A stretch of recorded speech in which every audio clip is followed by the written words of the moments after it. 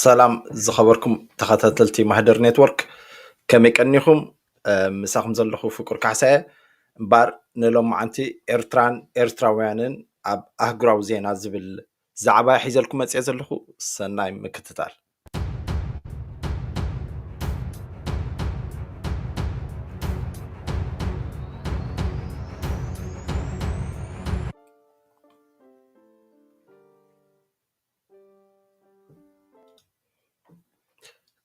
መጀመርታ ቅድሚ ኩሉ ምጅማረይ ነዚ ዝሓለፈ ሰሙን ዝዓረፈ ክቡር ሓውና ጋዜጠኛ ናይ ኣዝማሪኖ ዳትኮም ተስፋ ልደት ዓለም መሓረና እግዚኣብሔር መንግስተ ሰማያት ዋርሶ ክብል ፈቱ ንስድራ ቤቱ ድማ ፅንዓትን ምፅናዕን እግዚኣብሔር ክልእ ከሎም ምነይ ማለት እዩ። ካልኦት እውን ንኩሎም ፈተውቱን መሓዙቱን ዕሩኽቱን እውን ፅንዓት ሃብኩም ክብል ፈቱ ማለት እዩ። ናይ ብሓቂ ሓቂ ተሓይሽ ኣነ እኮ ከምዚ ይፈልጦ ገለ ክብል ኣይክልኒ ምስ ዓረፈ ንመጀመርታ ግዜ ሽሙን ምስሉን ርእዮ ማለት እዩ። ኣዝማሪኖ ዳትኮም ዝብል ካብ ቀደም ኣትሒዘ ፈልጦ ነይረ ካብ ኤርትራ ኣትሒዘ ባይዘወይ በዚ ኣጋጣሚ ክብሎ ዝደሊ ነገር ኣብ ኤርትራ ከለኹ which is ቅድሚ 15 ዓመት ገለ ከባቢ ማለት እዩ። ኣብ ኤርትራ ከለኹ ናሓርነት ዳትኮም ዓዋተ ዳትኮም ኣዝማሪኖ ዳትኮም ዝብላ ዝያዳ ተን ኣነ ዌብሳይት ዝሪኦ ዝነበርኩ ናሓርነት ዳትኮምን ዓዋተ ዳትኮምን ዝብላ ስለ ዝነበራ በዚ ኣጋጣሚ ነዞም ዓዋተ ዳትኮምን ናሓርነት ዳትኮምን ዘዳልው ዘለውን ዘዳልው ዝነበሩን የቀኒልና ክብሎም ፈቱ ነቲ ዘውፅዎ ፖለቲካዊ መልእኽቲ ይኹን ነቲ ትሕዝቶኦም እውን ከምዚ ሰብኣይ ለወጠን ኢሎም ክሓስቡ የብሎምን ሓደ ካብቶም ብናሓርነት ዳትኮም ዓዋተ ዳትኮምን ዝተቀየርኩ ሰብ ወይ ፖለቲካ ናይ ኤርትራ ክርዳኣኒ ከም ዝገበረ በዚ ኣጋጣሚ ክሕብሮምን የቀኒልና ክብሎም ንፈቱ ማለት እዩ። ባይ ዘ ወይ ናይ ተስፋ ልደት ዓለም መሓርና ግን ኣስመራ ዝዓበየ ሰብ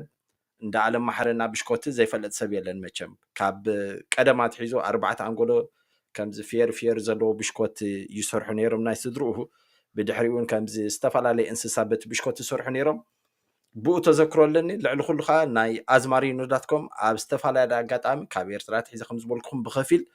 ብዝያዳ እኮ ናሓርነት ዳትኮምን ዓወተ ዳትኮምን ተኾነ ኣዝማሪኖ እውን ካብኡ ብዘይፍለይ ኣብ ህዝቢ ዝገበሮ ኣበርክቶ ዓብይ እሞ በዚ ኣጋጣሚ እዚ እግዚኣብሔር ደጊመ መንግስተ ሰማያት ከዋርሶ ይትምነይ ማለት እዩ። ናብ ኣምላክካ ንፅሊ ናይ ብሓቂ ክትሪኦ ከለካ ኣብ ብዙሕ መልእኽቱ ከም ዝበልኩኹም ኣነ ቅድሚ ሕጂ ርእየ ይፈልጥኒ ወይ እቲ ናቱ ዌብሳይት ተዘይኮይኑ ንዑ ርእየ ይፈልጥኒ እዚ ሰብ እዚ ግን ንብዙሓት ኣብ ደለይቲ ፍትሒ ዘለዉ ኣብ ሜድያ ብፍላይ ኣብ ዝነጥፉ ሰባት ዓብ ሓገዝን መሰረትን ከም ዘንፀፈ መጠን ናይ ብሓቂ ዘኹርዕ ስራሕ ሰሪሑ ካብዚ ዓለም ተፈልይሎ ተስፋ ልደት ዓለም መሓርና እቲከ ኣቦ 3 ቆልዑትን ወዲ 67 ዓመት ነይሩ ክዓርፍ ከሎ ናይ ኮምፒተር ክኢላ ወይ ኮምፒተር ኢንጂነሪንግ ክኢላ ከም ዝነበረ እውን ይንገረሉ ደጋጊመ ብሓቂ ዘኹርዕ ስራሕ ይሰሪሕ እሞ እግዚኣብሔር ነቲ ንስለ ህዝቡ ኢሉ ዘሕለፎ ግዜ እግዚኣብሔር ከዓ በቲ ዘይሓልፍ መንግስተ ሰማያት ክድብሶ ተስፋ ንገብር ፀሎትና ከዓ ነቕርብ ማለት እዩ። እዚ ኣብ ሽመልባ ከይዱ ዝተሳእለ እዩ ባይ ዘ ወይ ኣብ ሽመልባ ናይ ኢትዮጵያ ካምፕ ዝነበረ እዚ ናይ ኤሪሳት ሲምፖዚየም ኣብ ዘዳልውሉ ምስ በዓል ዩኤል ፊሊሞን ዝተሳእለ እዩ። ኣዝማሪኖ ኢንዲፐንደንት ሚድያ ኣብ ካልእ ዜና ኣብ the times of Israel እዚ ምፅአ ዘለኹ ናይ ቅድሚ 10 ገለመለ መዓልቲ ዝነበረ ዜና እዩ። ናይ ብሓቂ ካብቲ ከምዚ ምሻሎ እዛ ዜና እዚኣ ምስ ረኣኹሲ ናይ ብሓቂ እምነት ማዕረ ክንደይ ወሳንን ናይ ብሓቂ እውን መድሕን ምዃኑ እምነት በዚ ክትርኢ ትኽእል ማለት እዩ። እዚ ኣብ እንታይ ሽሙ the times of Israel ኣውፅዎ ዘሎ እንታይ ዝብል ignored by the state Eritrean from Cedrat finds temporary shelter in northern Kibbutz. بتعشم بت منجستي إغنور كوينم ويكان بت منجستي قد زي قبرو لهم زلو إيرتراوان سدتنياتات كاب سيدرت زبهال بوتا نتعشمو find this temporary shelter in northern northern Kibbutz تبهال بوتا إسرائيل إذا سيدرت زبهال كبابي كلتا كيلومتر كاب فلسطين رحيق لزلو ኣብቲ ዝነበረ ናይ ዕለት ሸውዓተ ዝነበረ ሓማስ መጥቃዕቲ ብዙሓት ሰባት ካብታ ሰድረት ትበሃል ዓዲ ብዙሓት ከም ዝሞቱ ኣብዚ ዜና ኣቕሪብዎ ዘሎ ካብቲ ዘገረመንን ዘሐጎሰንን ንእግዚኣብሔር ከመስግን እውን ዝገበረኒ ነገር ኣብ ታሕቲ ገሊፅዎ ኣሎ ከባቢ 12 13 ፋሚሊ ኤርትራውያን ኣብቲ ቦታ ከም ዝቕመጡ ገሊፁ ኣሎ ኣብቲ መዓልቲ እቲ ዘጋጠመ ቀዳም እንድዩ ካብ ዓርቢ ምሸታት ሒዞም ኢቭን ካብ ተልኣቪቭ ከይተረፈ ነቲ ዓመታዊ በዓል ኣብቲ ዝነበርዎ ሴድረት ዝበሃል ቦታ ኣብ እስራኤል ማለት እዩ ናይ ኤርትራውያን ዓመታዊ በዓል ኣብ ቤተክርስትያን ስለ ዝነበሮም ካብ ዓርቢ ምሸታት ሒዞም ኣብ ቤተክርስትያን ቶም ዝበዝሑ ሰባት ነይሮም ማለት እዮም ኣብ ውሽጢ ቤተክርስትያን ከለዉ ከዓ ካብ ዕሩኽቶም ካብ ዝተፈላለየ ፈተውቶም ካብ ተልኣቪቭ ይኹን ካብ ካልእ ቦታ ኣብቲ ዘለዎ ቦታ እንታይ ይግበር ከም ዘሎ ብቴክስትን ብቪድዮን ይልእኽሎም ስለ ዝነበሩ ኣብቲ ዝነበርዎ which is እቲ ዝተኣከብሉ ካብ ዓርቢ ምሸታት ሒዞም እዮም እቲ ዘጋጥም ዘሎ እቲ ናይ ሓማስ መጥቃዕቲ ኣብ እስራኤል ከዓ ቀዳም ስለ ዝነበረ ቀዳም ኣብ ስቲል ኣብ ቤተክርስትያን ስለ ዝነበሩ ንጎ ከዓ ስለ ዝነበረት መጥቃዕቲ ካብ ፈተውቶም እቲ መልእኽቲ ምስ ረኸቡ ሙሉእ መዓልቲ ከም ዝወዓሉ ድሓር ከባቢ ሰዓት 3 which is ዓርቢ ዝኣተውስ ክሳብ ሰዓት 3 ቀዳም ናይ ምሸት ኣብቲ ቤተክርስትያን ፀኒሖም ኩነታት ክርእዩ ኢሎም ውሕዳት ሰባት ሰዲዶም እቶም ናይ ሓማስ ወታደራት ወይ ዕጡቃት ካብቲ ቦታ ከም ዝተኣለዩ ምስ ፈለጡ ካብ ቤተክርስትያን ንገዝኦም ከም ዝኸዱ እቲ the times of Israel ኣብ ታሽሙ ኣብ ዘውፅኦ መግለፂ ሓቢሩ ማለት እዩ ናይ ብሓቂ ዝገርም ነገር ብዙሓት ሰባት ኣብቲ ቦታ ንስራሕ ድዮም ንኻልእ ድዮም ኢሎም ምተንቀሳቐሱ ነይሮም ግን እቲ ኣጋጣሚ ወይ ከዓ ንስራሕ እግዚኣብሔር ዓመተ በዓል ኣብቲ ቦታ ስለ ዝነበረ ብፍላይ ኣብቲ ዓዲ ከዓ ብዙሓት ሰባት እዮም ተቐቲሎም ኢቨን ቶም ኤርትራውያን ክገልፁ ከለዉ ኣብቲ the times of Israel ከም ዝሓበርዎ ካብቲ ቤተክርስትያን ወፂኦም ንገዝኦም ክኸዱ ከለዉ ብዙሕ ሬሳታት ከም ዝረኣዩን ክልተ ኤርትራውያን እውን ኣብቲ ቦታ ከም ዝሞቱ ሓቢሮም ማለት እዮም ናይ ብሓቂ ዝሕዝነካ ነገር ካብቲ ቦታ ካብቲ ሴድረት ዝበሃል ናብ ኪቡትስ ምስ ከዱ መንግስቲ ብዙሕ ኣቓልቦ ከም ዘይገበረሎም እቶም ዝተፈላለዩ ማሕበራት ዘለዉ ናይ ተፈናቐልቲ ዝኣልዩ ሰባት እውን ኤርትራውያን ብምዃኖም ጥራሕ ወይ ከዓ ስደተኛታት ብምዃኖም ጥራሕ ይንፅልዎም ከም ዘለውን ብውሕዳት ናይ ግብረሰናይ ሰባት ብኦም ይእለዩ ከም ዘለውን ስራሕ ክረኽቡ ከም ዝተሸገሩን ኣብቲ the times of Israel ገሊፅዎ ኣሎ ስለዚ በዚ ኣጋጣሚ እዚ ክብለኩም ዝደሊ ኣብ እስራኤል ትነብሩ ዘለኹም ኤርትራውያን ኣሕዋትና ነቶም ካልኦት ኣሕዋትኩም ካብ ሴድረት ናብ ኪቡትስ ዝኸዱ ንስራሕ ንምድላይ ድዩ ካልእ ሓገዝ ዘድልዮም እንተሎ ክትውከስዎም በዚ ኣጋጣሚ ክነግረኩም ደስ ይብለኒ ማለት እዩ እዚ ኣብቲ መደቀሲ እዮም ናይ ብሓቂ ብኻልእ እንታይ ኢሎም ኣውፅኦም ኣለዉ ንስዩም ፀሃየ ማለት እዩ ቬኔሳ ብርሃነ ወይ ቬኔሳ ፀሃየ ተባሂላ ትፅዋዐ ንስዩም ፀሃየ ሓደ ካብቶም ጋዜጠኛታት ኣብ 18 መስከረም 2001 ናይ ዝተኣሰሩ ሰባት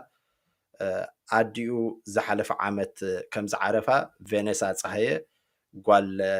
ሓፍቱ ትኸውን ኣላ ንስዩም ፀሃየ ማለት እዩ ንጋዜጠኛ ስዩም ፀሃየ ገሊፃ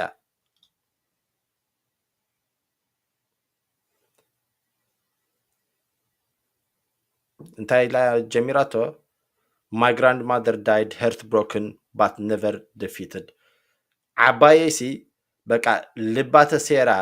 ልባ ብስብርታ ካብዛ ዓለም ተፈልያ ግን ከይተሳዕረት ከዓ ከይዳ እዩ ዝብል ዘሎ ናይ ብሓቂ ቬነሳ ፀሃየ ኣብ ፅሑፋ ከም ዘንበረቶ እዘን ኣደ ምስ 8 ደቀን ናብ ገድሊ ከም ዝኸዳ ኣደይ ሮማይን ዝበሃላ ምስ 8 ደቀን ናብ 8 ደቀን ምስ ከዱ ንሰን እውን ርእሰን ናብ ገድሊ ከም ዝኸዳ ሓደ ወደን እውን ከም ኣብ ሜዳ ከም ዝተሰውአ ቬነሳ ኣብቲ ፅሑፋ ዘቕርበቶ ገሊፃ ኣላ እቲ ዝሕዝነካ ነገር ከዓ ወደን ተኣሲሩ ማለት እዩ ስዩም ፀሃየ ጋዜጠኛ ስዩም ፀሃየ ኣነ ዝገርመኒ ብዙሓት ሰባት ንስዩም ፀሃየ ብዕመቀት ዋላ ኣነ ኣይፍለጦ ብኸፊል ግን ናይ ስዩም ፀሃየ ስራሕ ድዩ ናይ ስዩም ፀሃየ ታሹም ማለት እዩ ካልእ ዝኾነ ፎቶ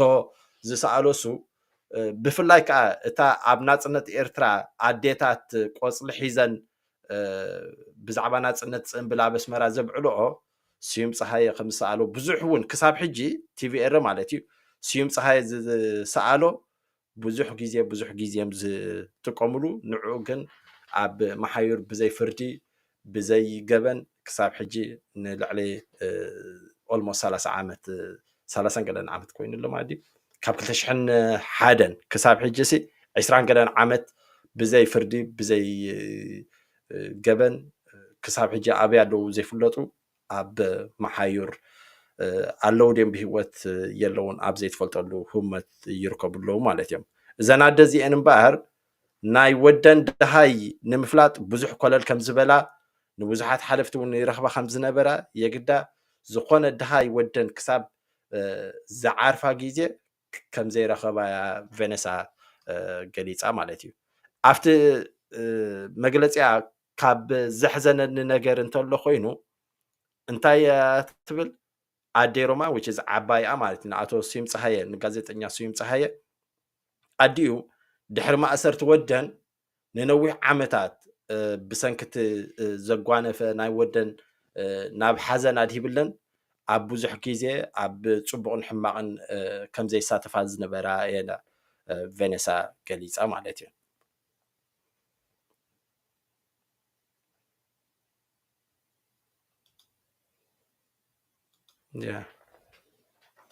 ሮማ ሰሎሞን ወይዘሮ ሮማ ሰሎሞን ዝበሃላ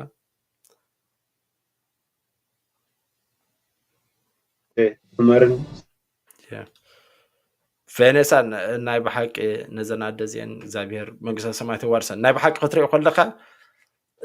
ኣብ ኤርትራ ተሰምዖ ሎሚ ብዛዕባ ሞት ብዛዕባ ማእሰርቲ ብዛዕባ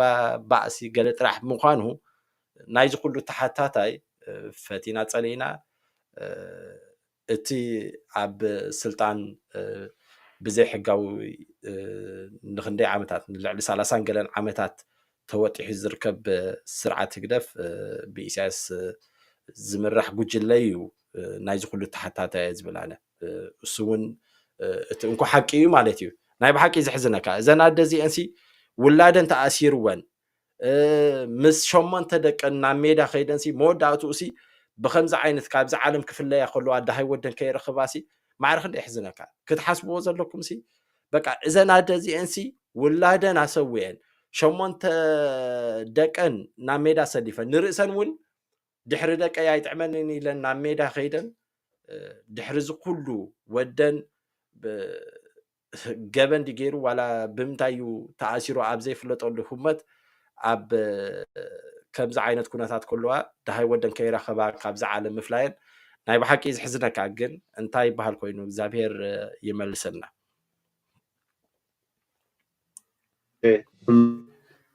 የቕሬታ ብጣዕሚ ካብቲ ዝሕዝነካ ነገር እንታይ ዝበሃል ኖ ኒውስ ኢዝ ጉድ ኒውስ ድም ዝብሉ ዜናሲ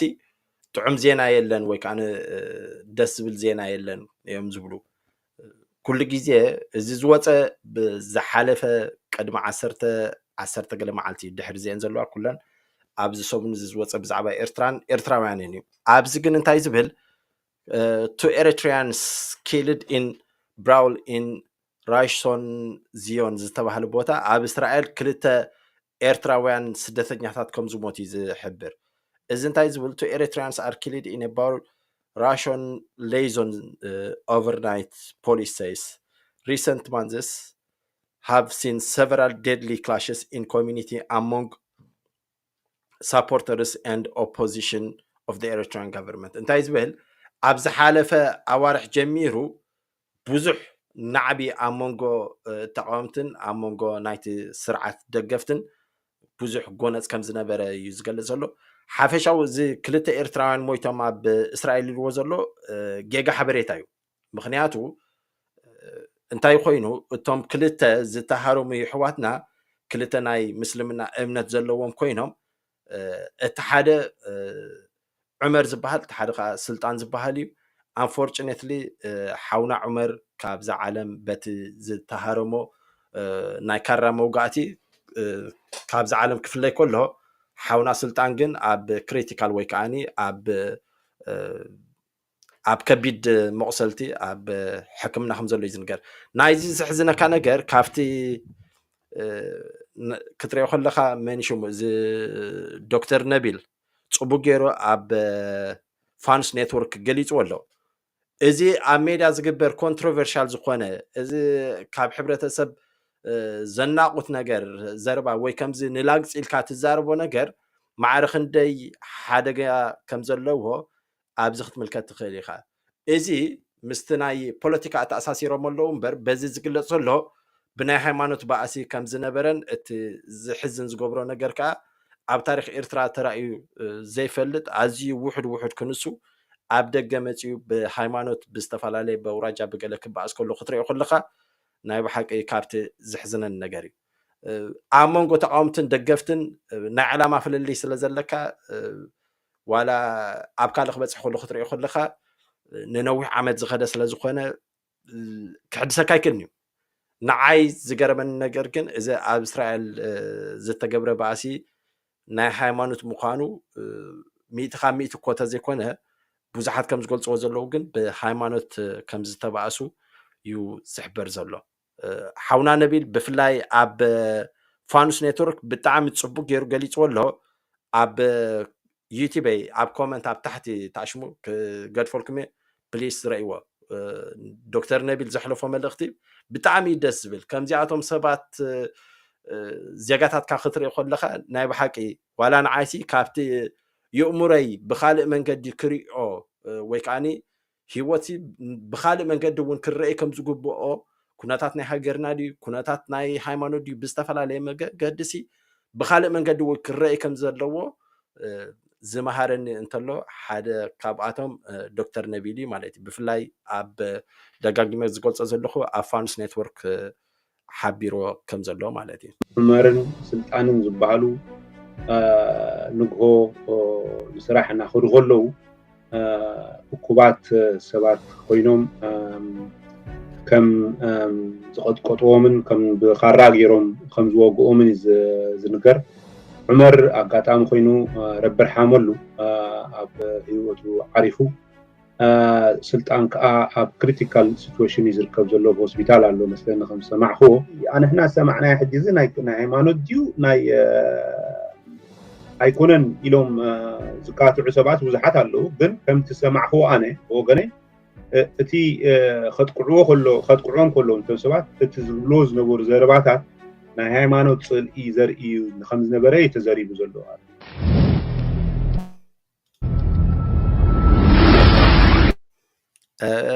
ናይ ብሓቂ ክትሪኦ ከለካ እዚ ዶክተር ነቢል ምስ የል ሓውና ወይ ከዓ ፋኑስ ኔትወርክ ዝገበሩ ቃለ መጠይቅ ብጣዕሚ ደጋጊመ ዝገልፀልኩም ዘለኹ ኣገዳስን ብዙሕ ብፍላይ በቲ እምነት ክርስትና ዘይረአይ ነገራት በቶም ኣሕዋትና ምስልምና ዝረአይ ዘሎ ነገራት ወይ ከዓ ነቲ ዝስምዖም ልዕሊ ኩሉ ካብተን ዝገለፀን ደስ ዝበለትንሲ ሓደ ሰብሲ ቃንዛ ኣለኒ ወይ ፍርሕለኒ እንተዳ ኢልካሲ ክላ ገሌልካ ክትሓልፎ ትፍትን ተኾንካሲ እቲ ሽግር ኣይ ትፈትሖን ኢኻ ዘለካ ኢሉ ሓደ ካብቲ ጠንቅታት ናይ እዚ ባእሲ ኢሉ ኣብ ዝገለፆ ሶሻል ሜድያ ምዃኑ እሱ ከዓ ብዙሓት ሰባት ንፎሎወርስ ክብሉ ድዮም ወይ ንካልእ ዘየለ ኣርእስቲ ወይ ከዓ ኣብ ሕብረተሰብ ክዝረብ ዘይግብኦ ኣርእስቲ ብሃይማኖት ኣልዒልካ ብኩሉ ወገን ማለት እዩ ብሓደ ወገን ዘይኮነሲ ብኩሉ ወገን እዚ ዝግበር ፀርፊ ሓደ ጠንቂ ምዃኑ እዩ ዶክተር ነቢል ገሊፁ ከም ዝበልኩኹም ኣብ ዩቲዩብ ኣብቲ ኮመንት ክገድፎ እቲ ሊንክ ናይ ፋኑስ ኔትወርክ ኣብኡ ክትርእይዎ ትኽእሉ ኢኹም እዚ ዝሓለፈ ናይ ዝሓለፈ 2 ሰሙን ዝነበረ ብዛዕባ ኤርትራውያን ወይ ከዓ ብዛዕባ ኤርትራ ኣብ ኣህጉራዊ ዜና እዩ ዝብል ኣብዚ ሰሙን እዚ ዝነበረ ከዓ ቀፂልና ክንርኢ ኢና ሰናይ ምክትታል ምሳይ ስለ ዘለኹም ከዓ ኣዝየ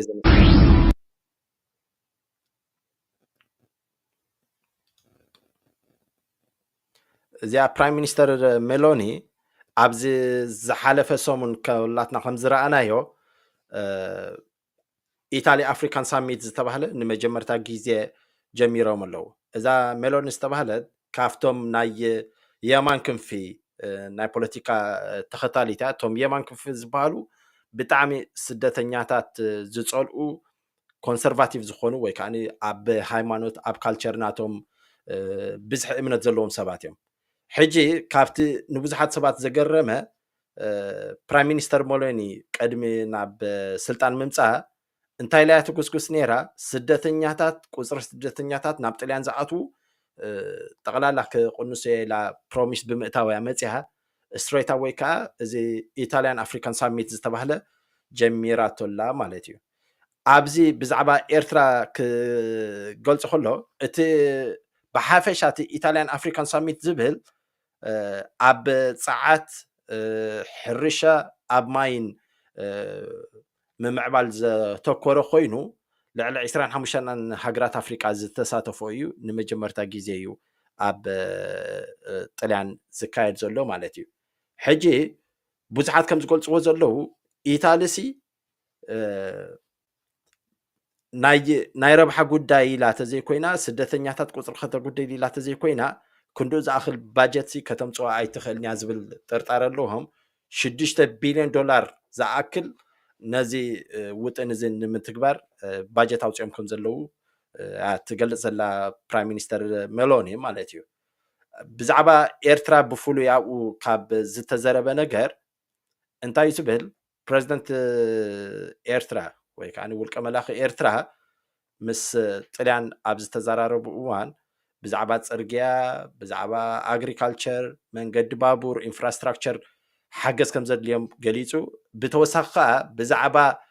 ኤርትራን ኣብ ትሩፕልን ኣብ ኢትዮጵያን ኣብ ኩናት ዝተሳተፉ ስም ዝርዝር ክህቦም ከም ዝተማሕፀና ኣብቲ ዜና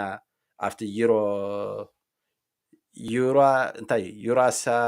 ሬቪው ዝተባሃለ ዜና ኣብኡ ገሊፆም ኣለዉ ማለት እዮም ስለዚ ኤርትራ ሓንቲ ካፍተን ኣብ ኢታሊ ኣፍሪካን ሳሚት ዝተሳተፈት እያ ብዙሕ ከዓ ብሕጂ ዝረአ እዩ ማለት እዩ እዚኣ እታ ፕራይም ሚኒስተር ሜሎኒ በዚ ውፅኣቶ ዘላ ውጥን ቁፅሪ ስደተኛታት ካብቲ መሰረቱ ኢኻ ክትፈትሖ ዘለካ ዝብል እምነት ስለ ዘለዋ እያ እዚ ኢታልያን ኣፍሪካን ሳሚት ዝብል ንመጀመርታ ግዜ ኣብ ጣልያን ጀሚሮሞ ዘለዉ ማለት እዮም እዚ ከዓ ከምዚ ዝበልናዮ ኣብ ፀዓት ኣብ ሕርሻን ኣብ ማይን ናይ ምምዕባል ኣብ መንጎ ክልተ ሃገራት ዘተኮረ ምዃኑ ዝኾነ ከምዚ ፕሬዴተሪ ኣይኮነን ኢላ ተላ ውጭሲ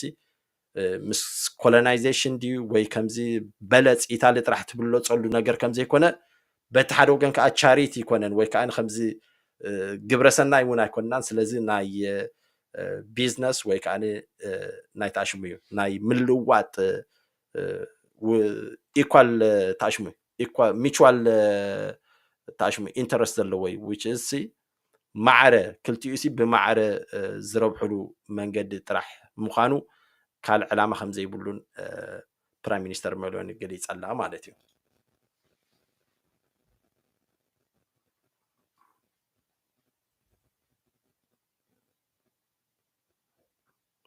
by the way ኣብ ናይ ኤርትራ ታሽሙ ኒውስ ኣብ ባዕሎም ኣብ ዘውፅዎ ኣብ ኢንተርነት ማለት እዩ ፕሬዚደንት ውልቀ መላኺ ኢሳያስ ምስ ናይ ኢታሊ ካልቸራል ወይ ከዓ ናይ እንታይ ዝበሃል ካልቸር ናይ ባህሊ ሚኒስተር ከም ዝተራኽበ ዝርብ ከም ዝገበረን እታ ማዕከን ዜና ናይ ኤርትራ ኣብ ዌብሳይት ኣገሊፃ ኣላ ያ ከም ዝበልናዮ ኢሳያስ ብዛዕባ ምህናፅ መንገዲ ባቡር ብዛዕባ ፅርግያ ብዛዕባ ኣግሪካልቸር ወይ ከዓ ንሕርሻ ሓገዝ ከም ዘድልዮ ኣብቲ ዝነበረ ዋዕላ ገሊፁ ማለት እዩ ልዕሊ 150 ዝኾኑ 150 ሽሕ ዝኾኑ ኤርትራውያን እውን እንታሽሙ ካብ ኣብ ግዜ ትሩፕልን ኣብ ግዜ ናይ ኢትዮጵያ ኩናትን ብጥልያን ተዓስኪሮም ናይ ዝሞቱ ወይ ከዓ ናይ ዝተሰለፉ ስም ዝርዝር ናይ ኤርትራውያን ክህቦም እውን መሕፀንታ ከም ዝገበረ በቲ ዜና ተገሊፅሎ ማለት እዩ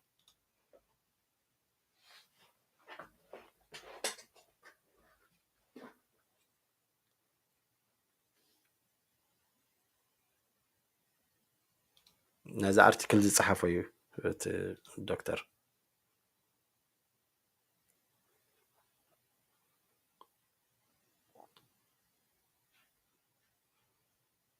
ያ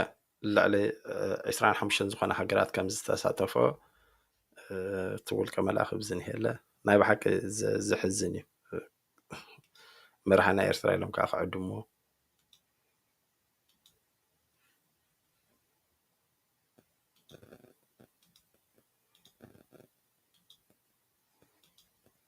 ኦኬ ኣብ ካልእ ዜና ማለት እዩ እንታሽሙ ብዛዕባ ኣብ ካናዳ ዝርከቡ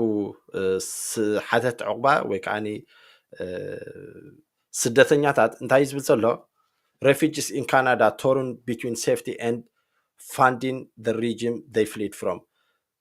ብዛዕባ ውሕስነት ናቶምን ብዛዕባ ሓገዝ ኢንዳይሬክትሊ ወይ ከዓ ብተዛዋሪ መንገዲ ካብቲ ዝሃደምዎ ስርዓት ተመሊሶም ሓገዝ ይህብዎ ምህላዎምን እንታሽሙ ኣብ መንጎ ተቆርቂሮም ኣለዉ እዩ ዝብል ኣብዚ ፀብፃብ ኣውፅኦሞ ከም ዘለዉ ወዲ ዚምባብዌ ዝፀሓፎ እዩ ዚ ኣርቲክል እንታይ ዝብል ብዙሓት ተኣሽሙሲ ብዙሓት ስደተኛታት ካብ ዝተፈላለየ ሃገራት ካብ ዚምባብዌ ካብ ኤርትራ ካብ ኢራን ካብ ሱዳንሲ ተመሊሶም ነቶም ዝጭክንዎም ዘለዉ ስርዓት ናብ ስድራ ቤቶም ክሰዱ ክብሉ ይሕግዝዎ ስለ ዘለዉ ሲ ኣብ መንጎ ተቐርቂሮም ወይ ከዓ ዝገብርዎ ጨኒቕዎም ኢሉ ይውፅዎ ዘሎ ኣነ ዝገርመኒ ሲ ኣብ ዚምባብዌ ኣብ 2022 ሲ 1.6 ቢልዮን ዶላር ካብ ሙሉእ ዓለም ናብ ዚምባብዌ ተላኢኹ ገንዘብ ማለት እዩ ብዙሓት ስደተኛታት ኣለዎም ብዙሕ ሰብ እውን ኣለዎም ሕጂ እንታይ ዝብል ኣብዚ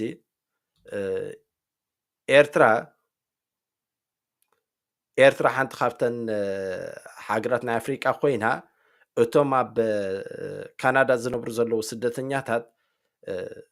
ዓብይ ወጥሪ ከም ዘለዎም በቲ ስድራ ቤቶም ክሕግዙ ይደልዩ በቲ ሓደ ወገን ከዓ ነቲ ስርዓት እቲ በቲ ዝሰድዎ ገንዘብ የደንፍዕዎ ምህላዎም ሲ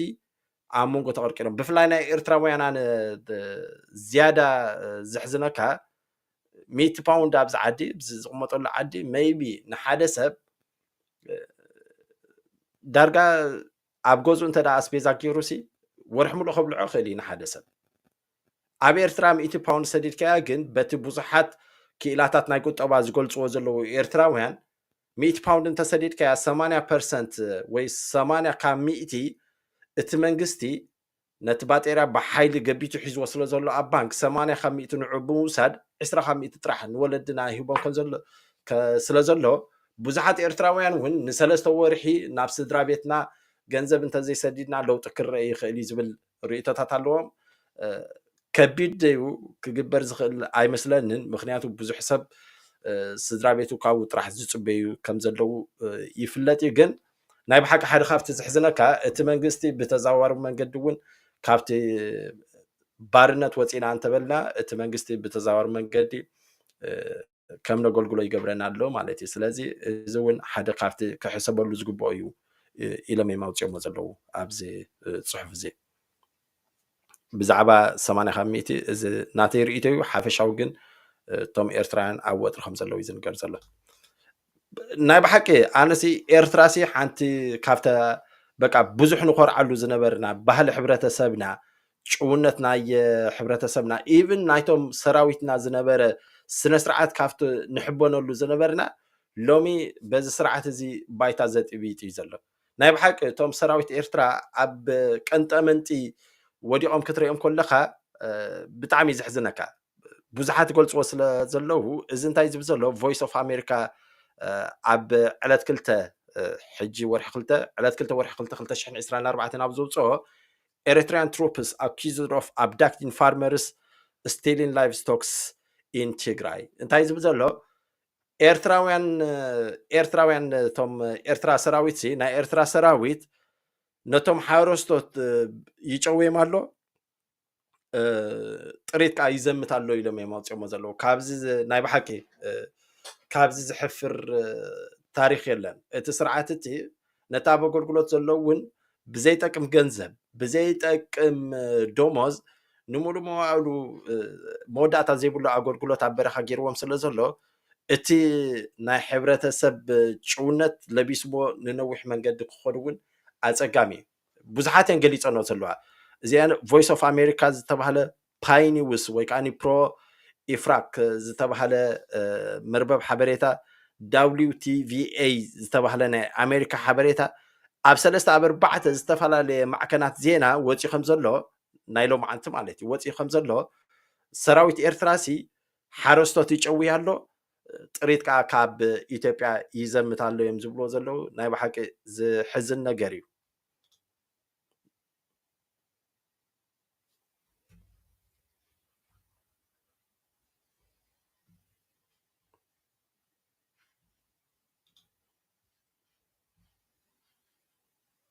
እዚ ቮይስ ኦፍ ኣሜሪካ ኣብ ዘውፅኦ ፅሑፍ እዩ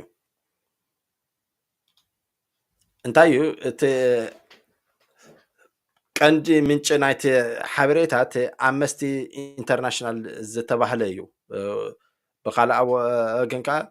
ኣሶሽየትድ ፕረስ እውን ኣውፂዎ ኣሎ ማለት እዩ ኣብ ዝተፈላለየ ዕለታት ሓንሳብ 50 ዝኾና ከብቲ ኣብ ካልእ ግዜ እውን ክሳብ ዕለት ክንደይ ኢሉ ወፂዎ ዘሎ ኣብ ካልእ እዋን እውን ክሳብ 100 ዝኾና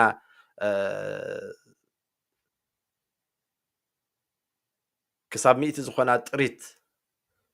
ከም ዝወሰዱ እቲ ማዕከን ዜና ዝዛረብ ዘሎ ናይ ብሓቂ ኣብቲ ዝነበረ ናይ ኤርትራ ብዓብዩ ናይ ኣብን ናይ ትግራይን ዝነበረ ኩናት ኤርትራውን ኣትዮም እቲ ዝውረይ ዝነበረ ወረ ርጉፅ ዲያ ርጉፅን ሕጂ ከም ዝኽብሎ ይክእልኒ ግን ድስቲ ከይተረፈ ወስዱ ነይሮም ዝበሃል ናይ ብሓቂ ሓደ ካብቲ ዘሕዝነካን ዘሕፍረካን ታሪክ እዩ ማለት እዩ እዚ ከዓ መቐፀልታ ናይቲ ዝገብሮ ዘሎ እዩ ነቶም ሰራዊት ዘይኮንካ ኣብዚ ኣነ ብዙሕ ግዜ ርኢቶ ዘለኒ እቲ ሰራዊት ወላ ሓደ ዘለዎ ነገር የብሉን ተስፋ የብሉን ሓዳሩ ክገብር ኣይክእልኒ እዩ ከምኡ ተገበረስ ኣኽፋሉኒ ግን ናይ ብሓቂ ካብቲ ዝሕዝነኒ ነገር እንተሎ እዚ እቲ ስርዓት እቲ ንነዊሕ ዓመታት ዕድመ መንእሰያት ኣብ ፍቆዶ በረኻ ብኾንቱ የባኽን ምህላው ጥራሕ ዘይኮነሲ ኣብ ዘይግባአናን ኣብ ዘይረብሕ ኩናትን ሂወት ሰባት ሂወት መንእሰያት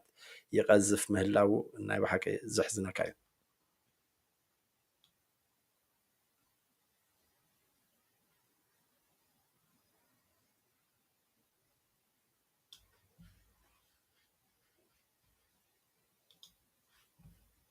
እንታይ ብካልእ መንገዲ እንታይ ኢሎም ኣውፅኦሞ ዘሎ ምስ ናይ ኤርትራ ዝተኣሳሰር ዜና crippling war threatens Sudan's eastern border ኣብ ምብራቃዊ ሱዳን በቃ ዓብይ ስግኣት ከም ዘሎ እየን ማዕከናት ዜና ዝሕብራ ዘለዋ ንሱ ከዓ ካብቶም ናይ ኣልቡርሃን ካብቶም ክልተ ናይ ሚሊታሪ ተቀናቀንቲ ዘለዉ እቲ ናይ ብኣልቡርሃን ዝምራሕ ሰራዊት ንከሰላ ከም ዝተቋፃፀራ እዩ ዝንገር ዘሎ ኣብዚ እንታይ ደሞ የማውፅኦሞ ዘለዉ ኣነ ኮ ዝገርመኒሲ ናይ ኤርትራ እዩ ኤርትራ ሲ በቃ ከምዚ ኣሜሪካ ገለ ተረኺባሲ ኣብዚ ዝተረኽበ ኩናት ስቂላ ትጥበስ ኣላ ዝሕዝነካ ነገር እዩ እንታይ ኢሎም እዮም ኣኪዝ ዝገብርዎም ዘለዉ ነቲ ናይ ኣልቡርሃን ዝምራሕ ወታደራዊ ኣብ ጋሽ ባርካ ይዕልሞም ከም ዘሎን ብሰንክቲ ንከሰላ መሓዞም ናይ ኣልቡርሃን ወታደራት ናይ ከሰላ ወደብ እውን ኣፀጋሚ ስለ ዝኸውን ዓብ ሻቁሎት ንማሕበረሰብ ዓለም ከፊትሎም ከም ዘሎ ወይ ከዓ ዓብ ሻቁሎት ፈጢሮሎም ከም ዘለዎም እተን ማዕከናት ዜና ዝገልፃ ዘለዋ ማለት እዩ ያ እዚ ናይ ብሓቂ ዝሕዝነካ 9 ወርሒ ዝገበረ ኩናት ኣብ መንጎ ክልተ ጀነራላት ክሳብ ሕጂ ይቅፅል ኣሎ ከምዚ ክብለኩም ፀናሕኩ ኣብ ዝሓለፈ 2-3 መዓልቲ እቶም ናይ ኣልቡርሃን ዘለው ወታደራት ንከሰላ ስለ ዝተቆፃፀሩዋ ፖርት ሱዳን እውን ቀረባ ስለ ዘሎ ፖርት ሱዳን እንተዳ ተዓትዩ ናይ ብሓቂ ዓብ ሻቁሎት ናይ ምግቢ ሕፅረት ናይ ማይ ሕፅረት ናይ ነዳዲ ሕፅረት ከጋጥም ኣብ ሱዳን ከም ዝኽእል ዘሻቀላ ዘለዋ ማለት እዩ ምስ ናይ ኤርትራ ተኣሳሲሩ ምፅዎ ዘለካ ከምዚ ክንብሎ ፀናሕና ስርዓት ኢሳያስ ነዚ ናይ ኣልቡርሃን ዘለዎ ወታደራት ኣብ ጋሽ ባርካ ይዕልሞ ምህላው እዩ ኢሎም ኣውፅሞ ከሰላም ሰዓት ወይ ናይ ከሰላ ጎቦ ኩላትኩም ዝክርዎ ትኾኑ ኢኹም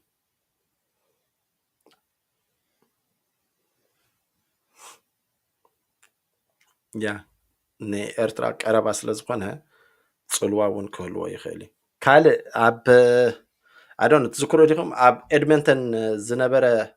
ናይ ብርጌድ ንሓመዱ ሰላማዊ ሰልፊ ኣንጻር ደገፍቲ ስርዓት ኢሳያስ በቲ ዝነበረ ናዕቢ እንታይም ገይሮም እቶም ደገፍቲ ናይቲ ስርዓት ናይቲ ጨኪኑ ካብ ኤርትራ ዘውፀሙ ሞ ተመሊሶም ትፎም ብምልሓስ ዝድግፍዎ ዘለው ሰባት ነቲ ናይ ኤድመንተን ኮሚኒቲ ፖሊስ ማለት እዩ ወይ ነቲ ፖሊስ ሓላፍን ነቲ ኣመሓዳርን ረኺቦም ከም ዘዘራርብዎ እቲ ዝነበረ ናዕቢ ከም ዝተዘራርቡ ብካልእ መንገዲ ከዓ ከመይ ገይሮም ፌስቲቫሎም ክቅፅሉ ከም ዝኽእሉ ተዘራሪቦም ኣለው ማለት እዮም ኣብዚ ዜና ከም ዝገልፆ ዘሎ በቲ ዝነበረ ናዕቢ ብዙሓት ሰባት ክሳብ ሕጂ እሰሩ ምህላዎም እዩ ዝግለፅ ዘሎ ስለዚ ኣሆፕ ብርጌድ ንሓመዱ ተዳልዮም ካብዚ ዘሎ ነገራት ብጥንቃቐ ክኸዱ ተስፋ ይገብር ማለት እዩ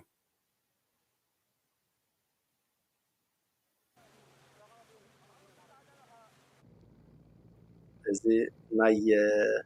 ናይ ታሽሙ ናይ የመን ኢሎም እዮም ፅዮሞ ዘለዉ እቶም ሕቲ ዝተባህሉ ናይ የመን ዕጡቃት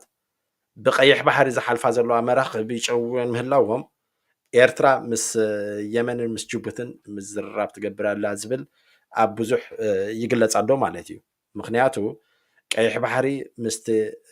እቶም ናይ ሕቲ እንታይ እዩ ምክንያቶም ናቶም ናይ ሕቲ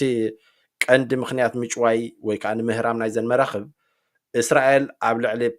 ፍልስጤም ትገብሮ ዘላ መጥቃዕቲ ደው ከተብል ኣለዋ ተዘይ ኮይኑ ንሕና መጥቃዕቲ ኣብ ልዕሊ ዝሓልፋ መራኽብ ክንቅፅሎ ኢና ይብሉ ኣለው ዝሓለፈ ግዜ ክልተ ግዜ ኣሜሪካን ዓዲ እንግሊዝን ኣንጻርቲ ሕቲ ዕጡቃት ሕቲ ደብዳብ ኣብ የመን ከም ዝገበራ ገሊፀን ነይረን ወይ ከዓ ብዙሕ መራኽቡ ዝሓለወ ነይሩ ማለት እዩ ክንዲ ዝምዕባለ ዘለዎም ማለ ናይ ብሓቂ ብዙሕ ግዜ እቶም ሕቲ ዝበሃሉ ብኢራን ዝሕገዙ ኮይኖም ብሄሊኮፕተር ወሪዶም እዮም ነታ ናይ መጀመርታ መርከብ ዝጨወይዋ እዚኣ ዝረአዩ ዘሎ ማለት እዩ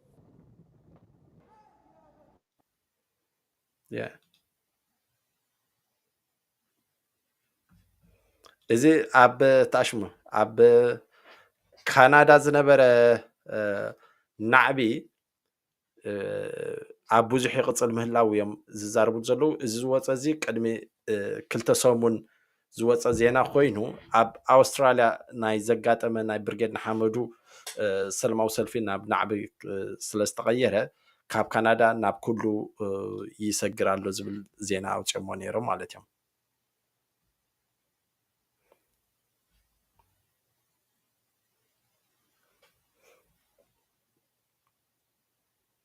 ያ ናይ ባሕቂ ክትሪኦ ከለካ ብርጌድ ንሓመዱ ሰልማዊ ሰልፊ ብሓውሲ ጎነፅ ካብ ዝጅምር ንድሕሪት ኣብ ብዙሓት ማዕከናት ዜና ዓለም ብርጌድ ንሓመዱ ይግለጽ ከም ዘሎ እሳቶም ኣንጻር ናይቲ ምልካዊ ስርዓት ከም ዝቃለሱ እዞም ቀይሕ መይሕ ገይሮም ዘለዉ ድማ ናይቲ ዝሰጎጎም ስርዓት ደገፍቲ ምዃኖም ዝግለጽ ኣሎ ኣነ ቀንዲ ኣብ እስራኤል بغدا ينبب نيره بناي اسرائيل بانجلش ዝተሓተመ ዜና እንታይ ዝብል ነይሩ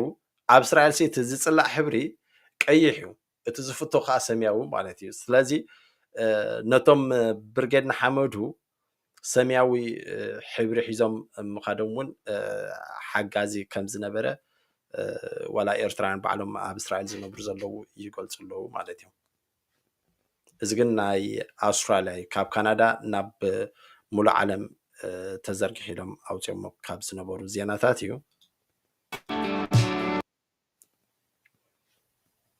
ኦኬ ናይ ሎም ማዓንቲ ዝነበረኒ መደብ ኣብዚ ወዲ ኣለኹ እቶም ውሕዳት ካብዚአን ዘይተሓልፉ ሰባት ምሳይ ክትከታተሉን ፀናሕኩም ብጣዕሚ እየ ዘመስግነኩም ካልእ ግዜ ላይቭ ኣብ ዝገብረሉ ብዝሓሸ መንገዲ ክመፅእ ተስፋ ይገብር ደጊምኩም ድማ ክትመፁ ብክብሪ ዕድመኩም ስለ ዝነበረና ግዜ thank you very much peace ሰላም ምሸት ሰላም ለይቲ ብሩኽ መዓልትኻ ነቶም ኣብ ካልእ ዓዲ ዘለኹም thank you